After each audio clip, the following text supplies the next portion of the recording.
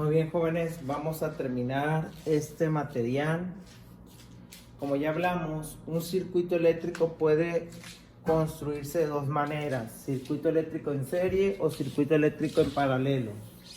La tercera manera, que es la real, lo que tenemos en todos los circuitos eléctricos, es mixto, ¿ok? Pero como es un tema más profundo, eso lo veremos después. Como en el video anterior explicamos las características del circuito en serie, que la resistencia se divide, la corriente es constante y el voltaje se divide, ahora veremos un circuito en paralelo. Para eso puedo hacer lo siguiente: 1, 2, 3. 1, 2, 3. Tengo tres resistencias. ¿Cómo las conecto en paralelo? Cada una de estas se van a alimentar por separado y eso la vuelve un circuito en paralelo. Cada una de estas se alimentan por separado y eso las vuelve un circuito en paralelo. ¿Qué quiere decir? Que los paralelos no es porque estén en líneas paralelas, no, aclaro, sino que se alimentan por separado de la fuente de poder. Y en el circuito en serie no, en el circuito en serie cada uno va uno tras el otro. Eso es lo que lo vuelve un circuito paralelo diferente al circuito en serie. Pero aquí tenemos varias diferencias. La primera es que las resistencias, como no están unidas una tras la otra, aquí la resistencia se va a comportar de manera distinta. Quiere decir que aquí la resistencia va a ser un residuo. La resistencia total es 1 sobre 1, resistencia 1, más 1 sobre la resistencia 2, más 1 sobre la resistencia 3. Vuelvo a aclarar, si hubiera más resistencia, pues hubiera más valores, pero aquí solamente tenemos 3. Quiere decir que si quiero conocer la resistencia total que debe de haber aquí, equivalente a todo el sistema, es la división de cada uno de ellos entre 1. ¿Ok? Eso es como se comporta la resistencia. Ahora veamos la corriente. La corriente sale de aquí y camina. ¿Qué va a pasar cuando llegue a este punto? Una parte se va a ir para acá, la otra va a continuar, otra parte va a bajar y la otra va a bajar.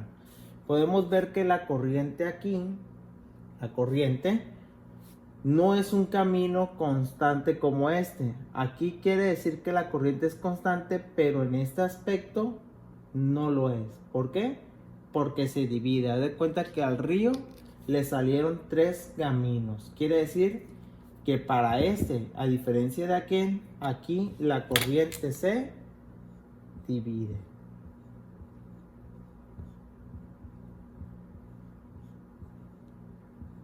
La corriente total va a ser la corriente 1 más la corriente 2 más la corriente en 3.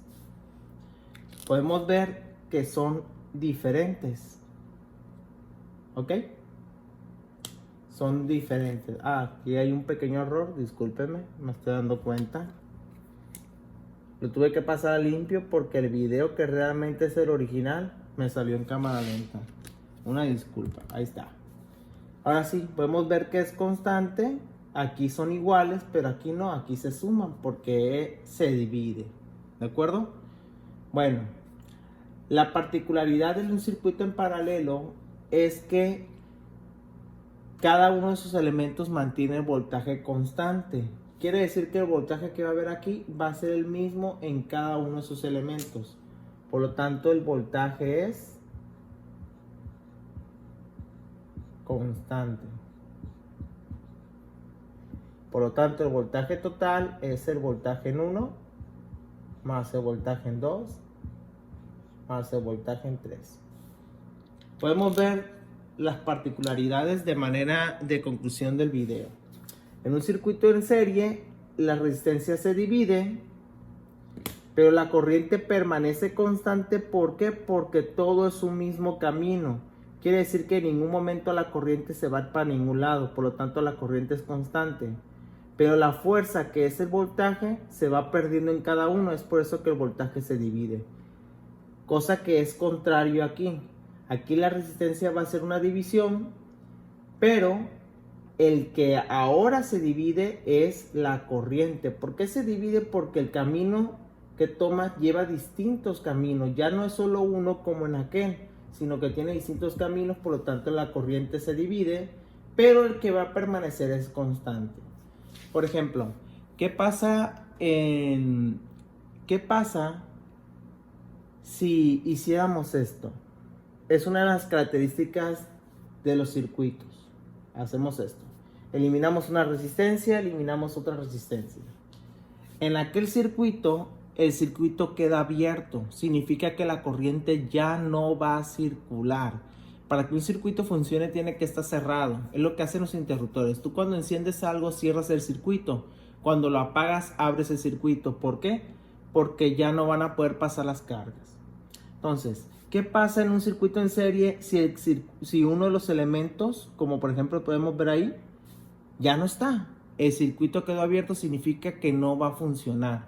Podemos darnos cuenta en esto, por ejemplo, cuando tenemos una luz de Navidad, una de esas luces extensiones, con que un foquito quede mal acomodado o se zafe o se funda, el resto no funciona.